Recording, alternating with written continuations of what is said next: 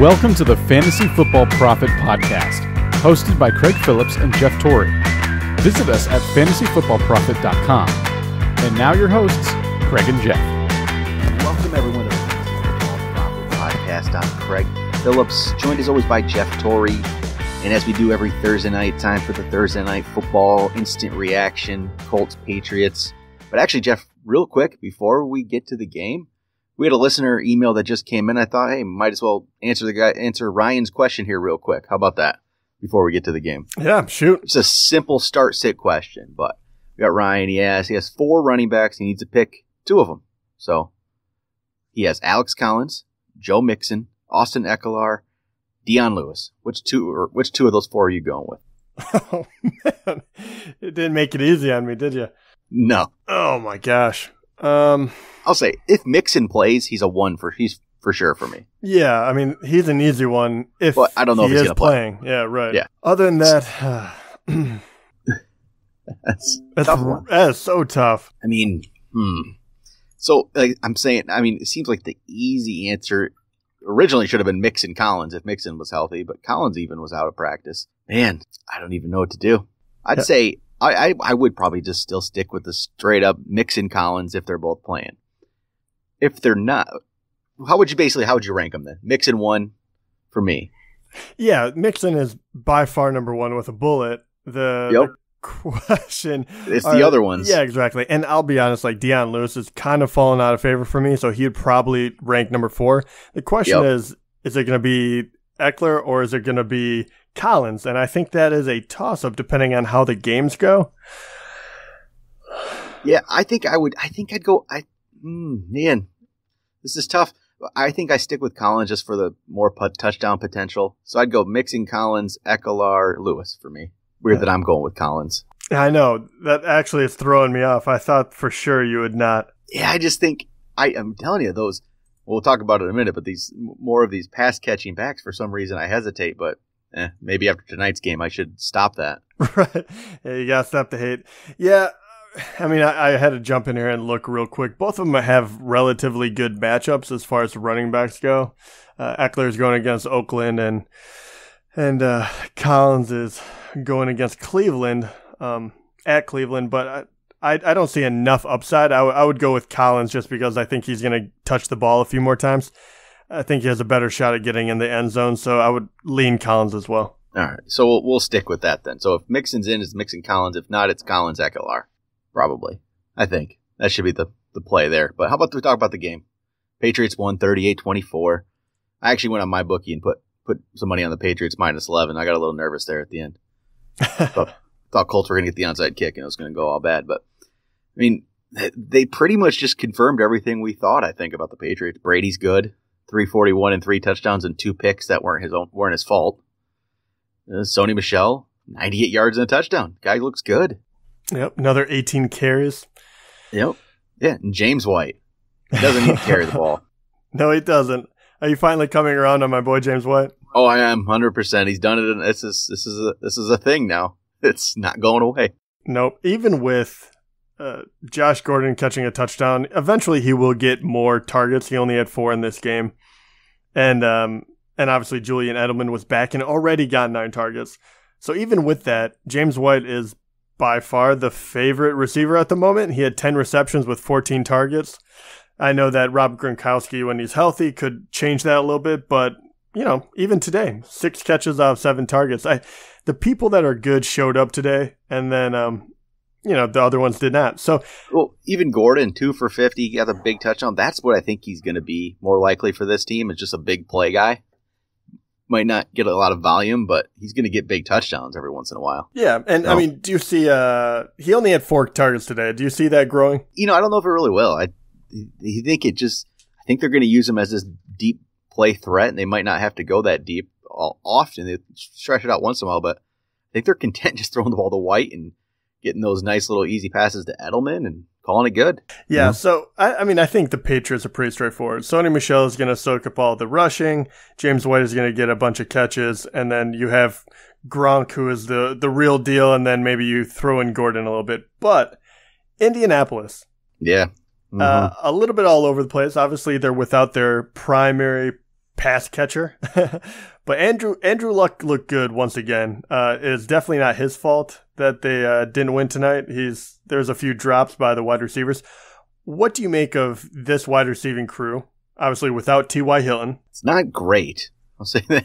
What was it? Chester Rogers dropped what should have been a big, big play at one point there. I think in the first half, I think it still was.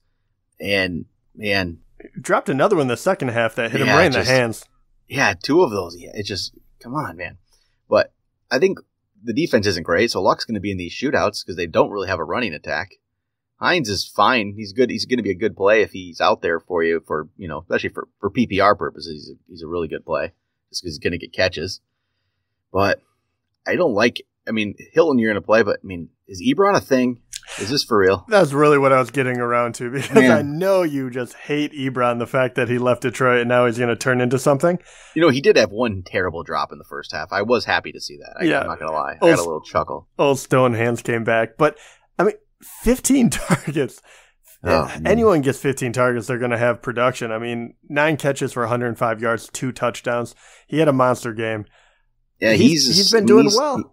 He's top 10 rest of the year, easy. Probably bordering on top 5 the way tight end is right now. That's especially with injury. I'm not going to say top 5 yet, but I did rank him decently high this week. So just, man, I think it's for real because there's really not. I think it goes Hilton and then Ebron at this point. Rodgers is involved, Grant's involved, but I don't think they're great players. I just think they're involved because got to throw to somebody. Yeah, I kind of agree. I think Rodgers will continue being there, but if he keeps dropping stuff, obviously that'll change pretty quick. Yeah, but I don't think Ebron's going away. I really don't at this point. I don't either. It pains me to say. Yeah, it's not like I've never thought he's a good player because he's a good player. This is what he could have been. We've always known that. Just disappointing to us as Lions fans. Yeah, terrific athlete. He just could never put it together. And you can see he has some mental breakdowns, but when you're passing this many times, as you said, they need as many athletes as they can grab out there, and he's by far. You look at the list that they have right now, not looking that great. Well, in the next 3 weeks, the schedule's favorable for him. Jets, Bills, Raiders. No defenses right there that are going to really hurt you. So no, not at all. So yeah, he's going to be a week in, week out start for the foreseeable future as long as nothing changes. And especially, if Doyle comes back, it might change a little bit, but not really. I think Ebron's still going to be used just as much. They'll use both of them. He's not going away. I don't think he is. I don't even know if there's nothing else in this team. Marlon Mack, if he ever comes back, I don't even know what he can be at this point. Hines is going to play a lot because I think they're going to be in shootouts, and Hines is going to be the guy out there. I don't think they're ever going to establish a run.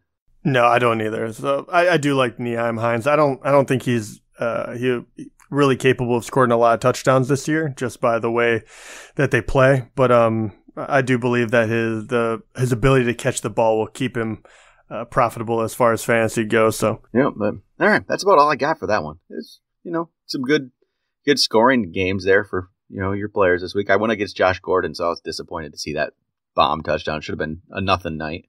Yeah, it's always disappointing when that happens against you. Yep, and I was playing Gronk. I guess you survived. Yeah, exactly. 7.5 in standard scoring. I'll take that all day.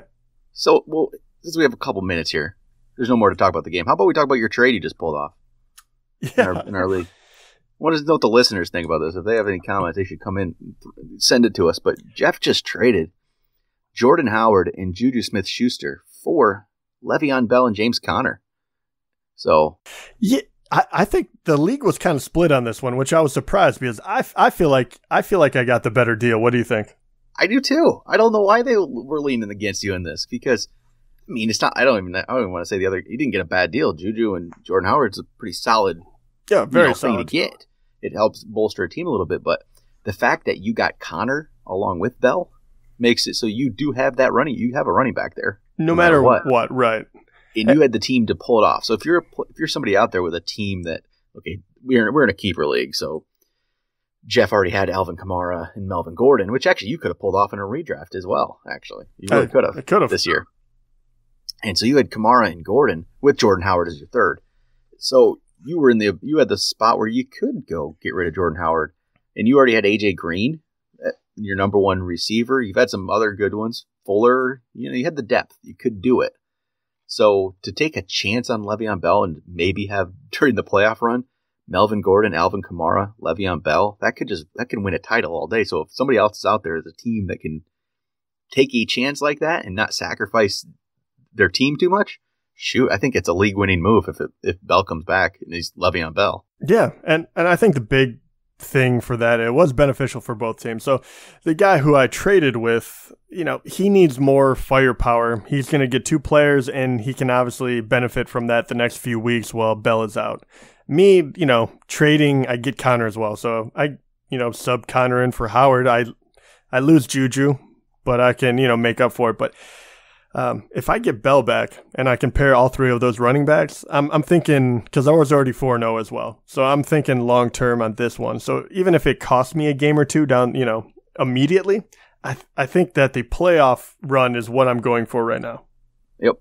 Yeah, so if you're one of those like 4-0 teams with a lot of depth, shoot, make a move for Le'Veon Bell. This is the time to do it.